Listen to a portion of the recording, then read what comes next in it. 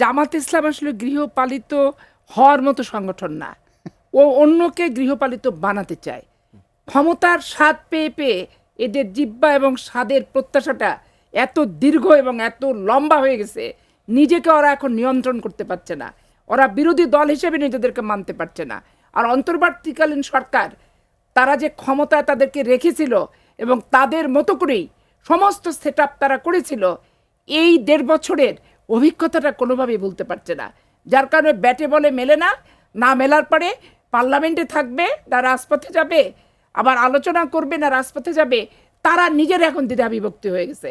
তবে এটা একটা কালসাপ, এটাকে আস্থা এবং বিশ্বাসের ভিতর আনা কোনো রাজনৈতিক সংগঠনের শুভ বিষয় হবে না, এবং কালসাপকে কালসাপ হিসেবেই চিহ্নিত করতে হবে, নিজের প্রয়োজনে নিজের স্বার্থে এমন ছবল মারবে যে ওর বিষ যার শরীরে ঢুকবে তার মৃত্যুর কোলে ঢেলে পড়বে, কিন্তু ও বিষমুক্ত হবে।